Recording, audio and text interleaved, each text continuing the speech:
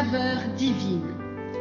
Cette bonne nouvelle du royaume sera prêchée dans le monde entier pour servir de témoignage à toutes les nations. Alors viendra la fin. Ce pain céleste vous est présenté par Immaculée Niraneza.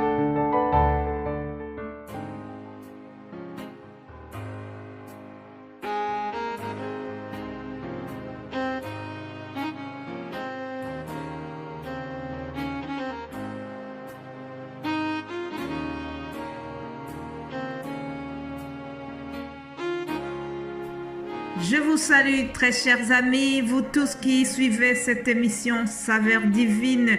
Ensemble, je vous invite à louer l'Éternel.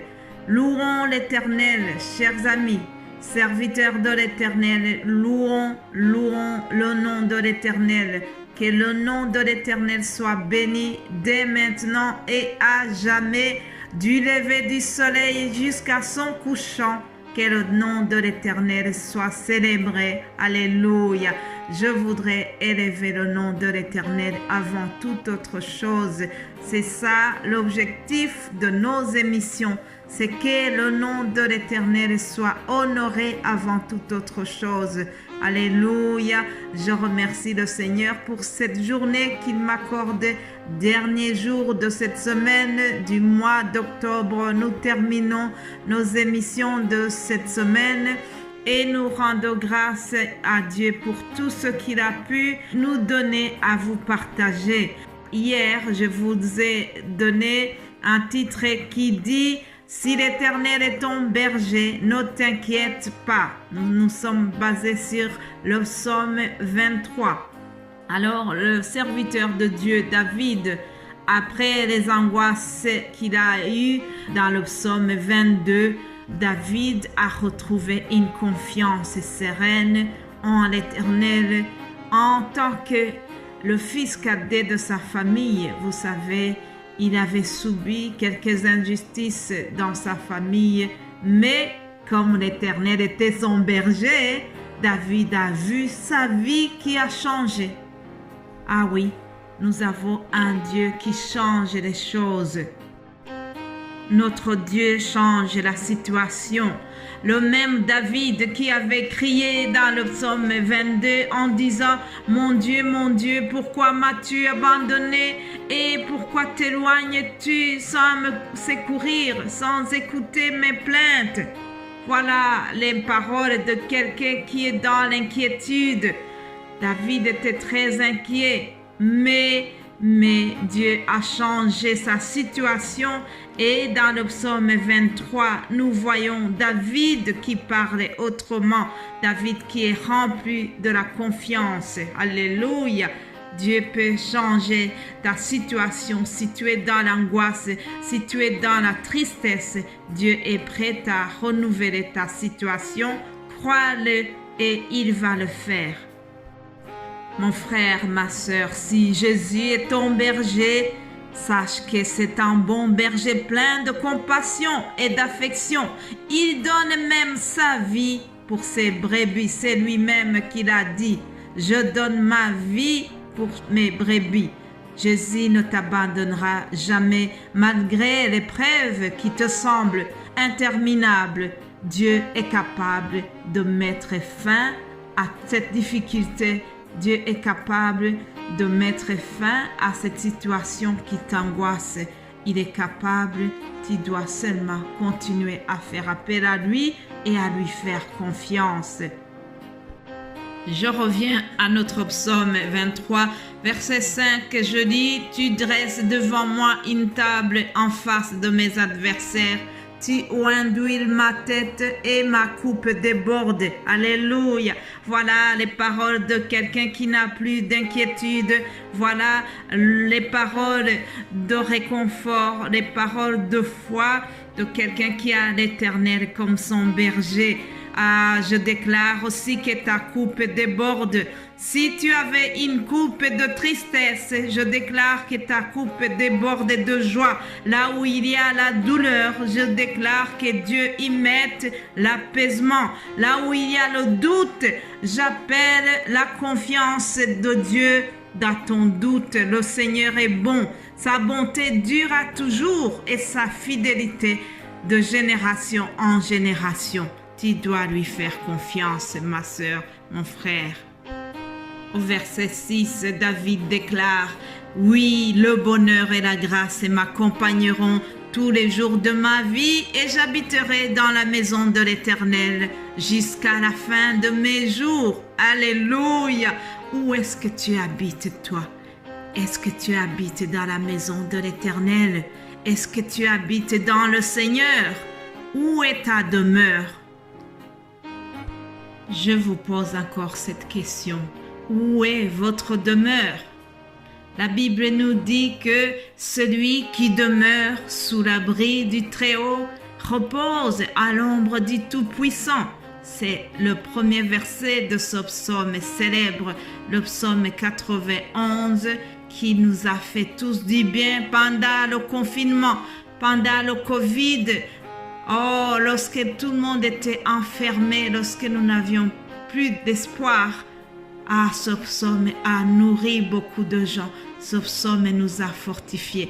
Je vous invite vraiment à relire ce psaume 91 ou 91 pour nos amis français. Que ce psaume-ci vous fortifie.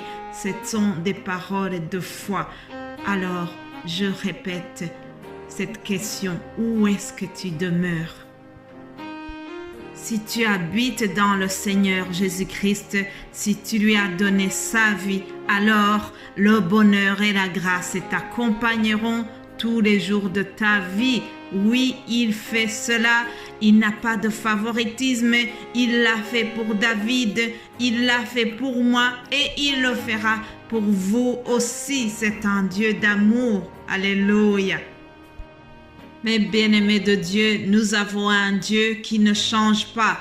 Le Dieu de l'Ancien Testament, c'est le même dans le Nouveau Testament.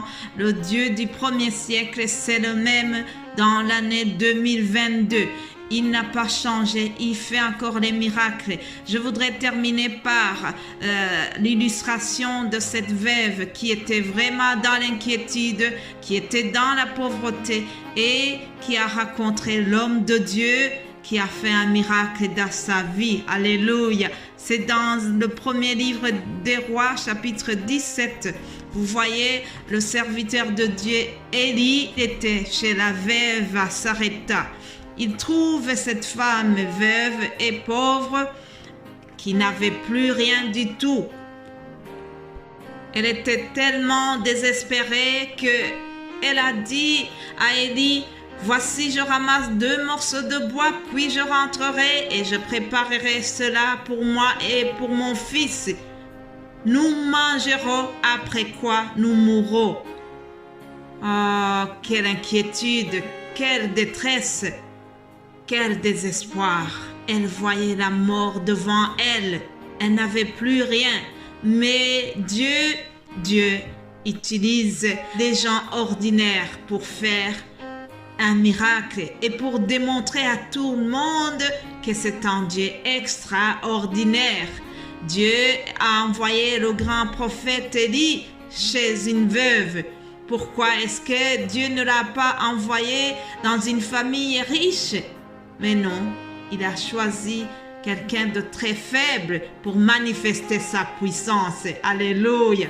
Alors, le grand serviteur de Dieu n'a pas tenu compte de cette détresse de la dame. Il lui a dit: « C'est rien, même si tu n'as pas grand-chose, mais prépare-moi d'abord. Prépare-moi d'abord. » Ça fait écho à cette parole qui dit: « Cherchez d'abord le royaume de Dieu et le reste vous sera donné en surplus. » Alors, Élie demande à la femme, il est en train de lui dire: « Ma chère veuve, même si tu n'as rien, honore d'abord le Seigneur et tu verras le miracle chez toi.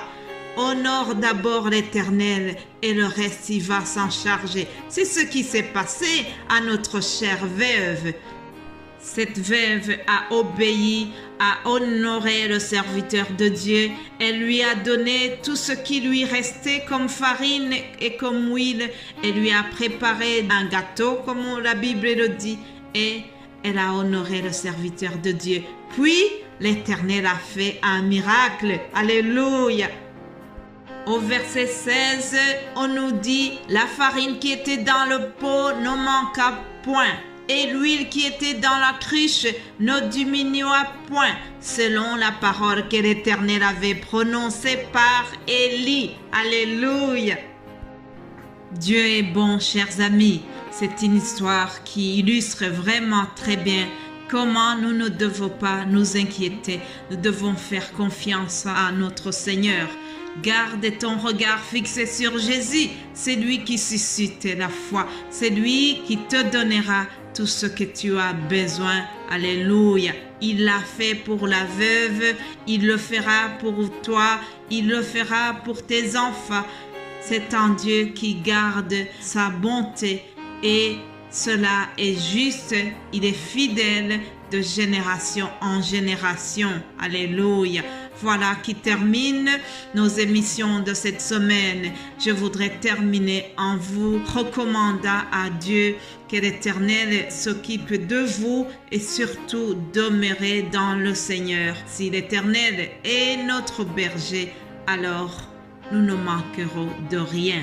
Passez un très bon week-end et nous allons nous retrouver lundi par la grâce de Dieu. Soyez bénis abondamment au nom de Jésus-Christ. Amen.